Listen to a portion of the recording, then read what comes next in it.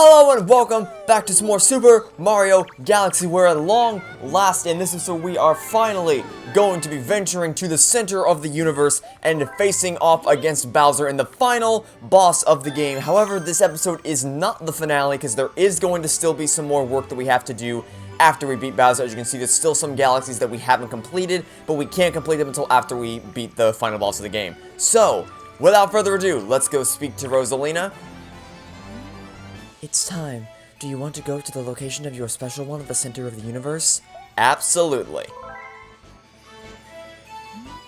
Alright then, off we go.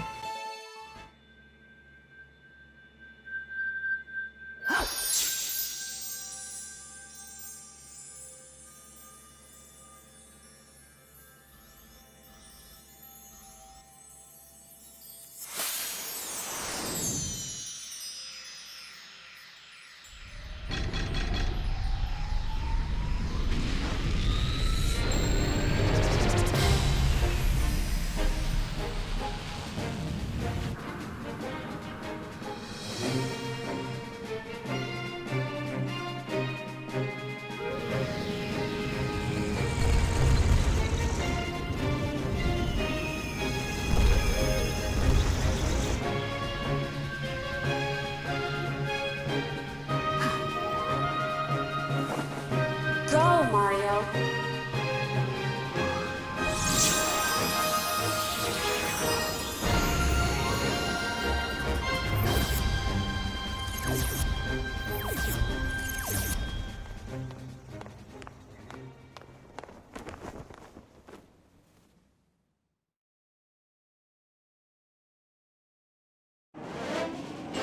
At long last, let's tackle the fate of the universe.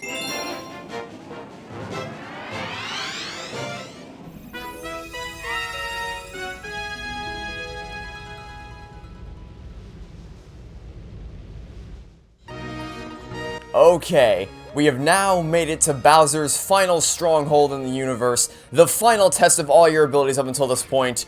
Let's get started. Okay, so these spotlights, they will pull you towards the wall, so you want to make sure you stay within the spotlights so you don't fall into the abyss, but specifically in this section, because if you aren't in a spotlight right here, you will fall into the abyss below, and that's not going to be fun.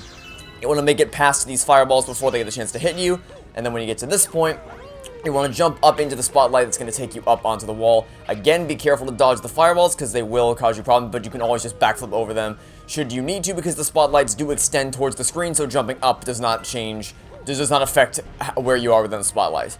Anyway, that's the first planet cleared out, so now you can just jump into this tractor beam to pull yourself onto the next planet. Like so. This one is a little bit more dangerous than the last because it is there's a lot of lava to worry about, but so long as you just keep long jumping your way across the planet, you should be fine. There's plenty of 1-ups strewn all the way throughout the level, should you need them. Oh dear god, well, okay, I was about to say this level's not too particularly hard, but we might be about to die. Nope, we live to fight another day. We probably should have died there, but you know what, we live to fight another day because we somehow managed to long jump our way back to safety. Anyway, just long jump your way throughout that planet and you'll be able to make it to the end, no problems whatsoever. Alright, time to go skating. As a brief reminder, you can shake the Wii Remote to initiate your skating sequence, and then from there you can just make your way across all the ice blocks to the end, a 1-up over here if you so choose to get it. Not necessary whatsoever, but you know, never hurts to have some extra lives. Anyway, when you're ready to move on, okay, here we go. We're gonna move over to the left side of the planet, and then hop up here into the tractor beam like so. This will pull us on to the next planet. This time we have sand to worry about. Still not that big of a deal, just backflip your way over this series of fireballs. Keep moving your way across the platforms, and again, keep jumping over the fireballs, and you'll be able to make it to the end, no problems whatsoever. Now, coming up right here, we're going to have some wall jumping to do. Just walk your way along these platforms, wall jump your way up this series of walls right here. One up waiting for you at the top, just want to make sure you grab it before the fireball swings around to get you. Wall jump your way up here before the fireball gets you again. We want to wait for this fireball to swing to the right, then move up right here, and then move past it like so to jump your way into the blue gravity. Wait for this to pass by you, then you can jump over it and into the tractor beam to get off this planet before the blocks disappear. And now it is time to tackle the lava tube, which has a lot of giant bullet bills and thwomps you have to worry about. But if you just long jump your way through it as quickly as you can, you'll notice that a common trend of strategy throughout this level is just long jumping your way along it for as far as you can go, because it seems to work out pretty well for the most part. Big Bulbo here, don't worry about it. It can't track you, so just you want to stay on the green platform to have it take you along to the right-hand side. This Bulbo seems to have gone straight past me, so that's nice. If you lose any health, there's plenty of coins along the way to replenish it. And you want to jump on this green platform, then jump to the one past it, jump to the one just past that, and then make your way along these platforms right here. Get into the launch star, and go launch yourself towards Bowser.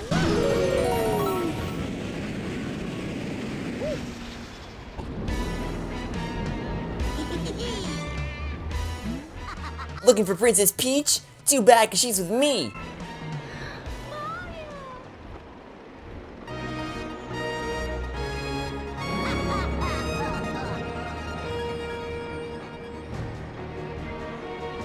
Okay, there he is, Bowser waiting for us at the top of the staircase. Along the way, you definitely want to make sure you pick up the life mushroom on the left side of the staircase, because this boss fight can be kind of tough. Still not too bad, but it is a little bit different than the previous Bowser boss battle, so it never hurts to have some extra hit points. And there's also another one-up over here on the right-hand side if you need it. You should have plenty of lives at this point to face off against Bowser.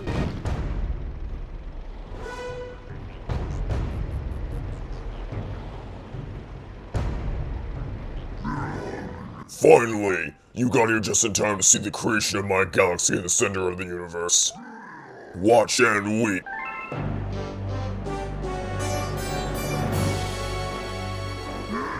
From this galaxy, I'll rule a great galactic empire with Peach by my side. It will last forever.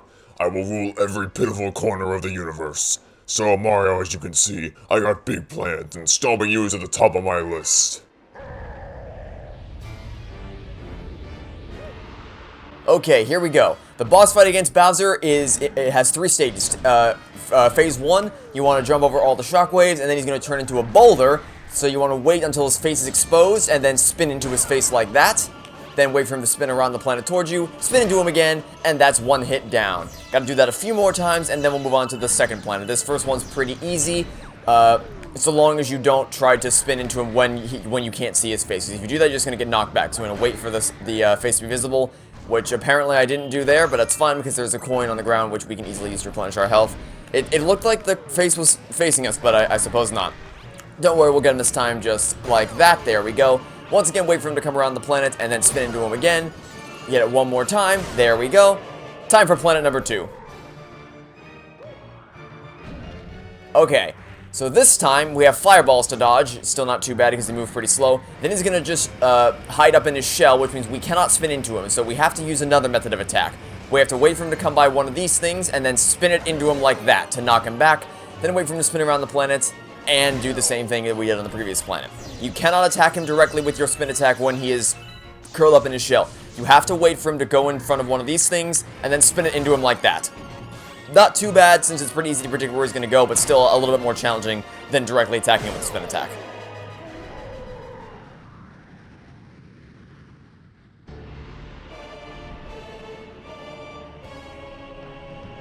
Okay, now this final planet should look very familiar to you because it is exactly the same as all the other times we've faced off against Bowser in this series so far. The only difference, I guess, is that you do have to dodge the shell and there's nothing you can do to attack him while he's in his shell phase, but even still, after he breaks out of the shell, just wait on top of one of the blue platforms, or the blue, wait on top of the blue glass so that he can jump on it and break it, cut him off as he runs around the planet, spin attack his tail, then spin attack him once again. And it's the same old process as always. Just don't try to attack him when he curls up into his shell, because unlike the previous planet, there's nothing here that we can use to attack him when he is in that form. You just have to wait, dodge all his fireballs, wait for him to break out of the shell, dodge all his shockwaves, and then stand on top of the blue glass, waiting for him to break it open and set himself on fire. Pretty simple. Oh dear god. Okay, he's pretty simple. He says as he almost gets caught on fire and also almost run over by Bowser in his shell form. Either way, stand on top of the blue glass, bait him into stomping into it. Here we go, we're coming up on the end right here. He's going around one more time, cut him off, spin attack his tail, then spin attack him as he goes around. One more time, and that is Bowser defeated. I missed, that was, okay, that's disappointing. Defeated!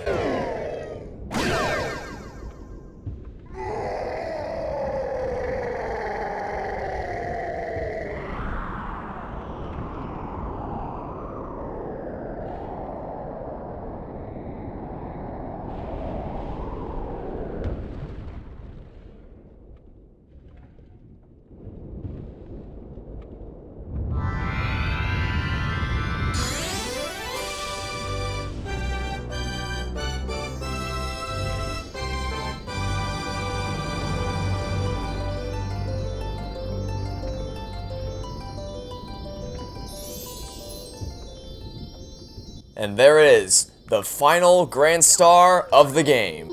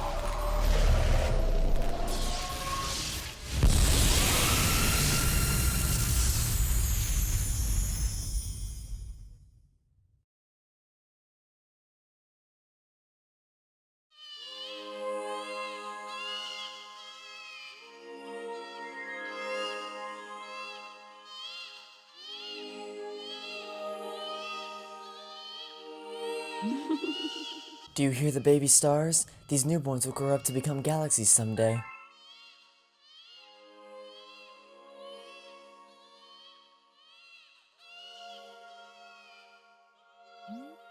When stars die, they turn to stardust and scatter across the cosmos.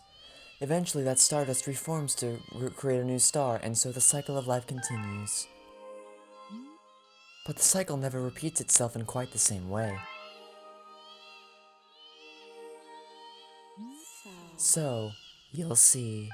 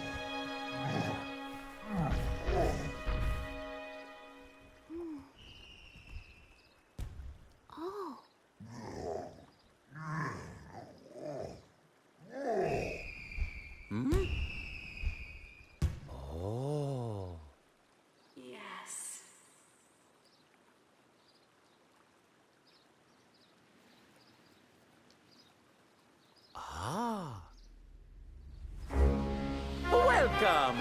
Welcome, new galaxies!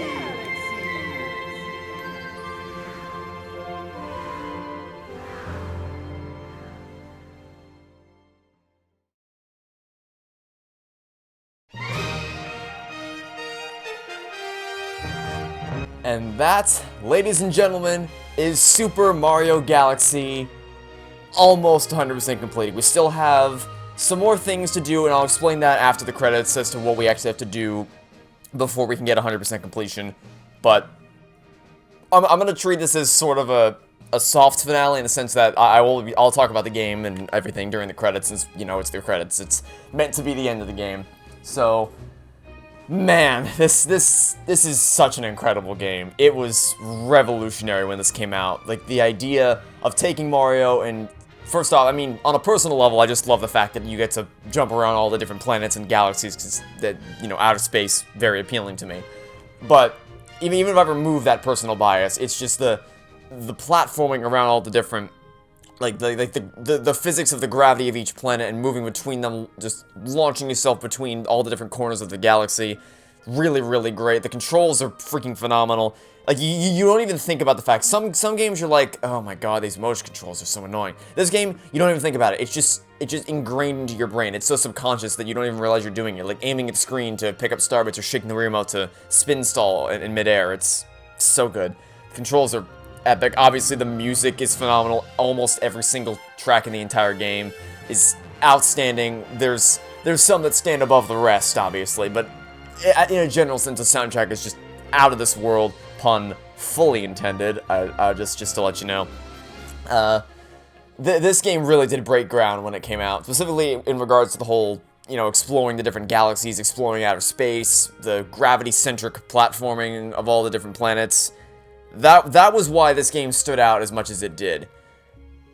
But, I mean, it's not a flawless game. I didn't draw a huge amount of attention to it, but so the first half of the game has a lot of great variety in its levels. The terrace, the fountain, kitchen, the bedroom. The bedroom is probably the best example of how varied all the levels can be, because that has the desert level, freeze flame, which is both ice and lava, gusty garden. It's just got so many different types of levels in there. Kitchen's great with Beach Bowl, Ghost of the Galaxy, and all that. The first half of the game is great, and even the engine room has, you know, Toy Time Galaxy. That's great. But in general, the second half of the game doesn't feel as unique as the first half. Like, the gameplay's still fun, obviously, with, like I said, the gravity-centric platforming and all that. So it's still fun to play. It's just like when you go to Sea Slide Galaxy, you think to yourself, this just feels like a different version of Beach Bowl.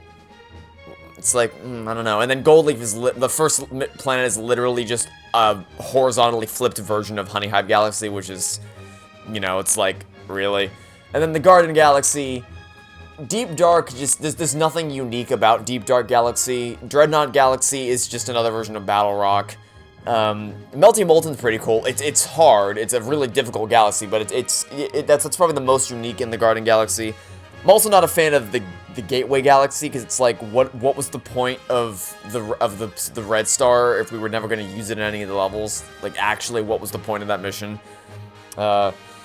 So, I don't know, it doesn't feel like it stands out as much as the first half of the game. And to be clear, Super Mario Galaxy 2 has a little bit of that. Like, there are some levels later in the game that feel like unnecessary repeats of earlier levels, but for the most part, that's not the case.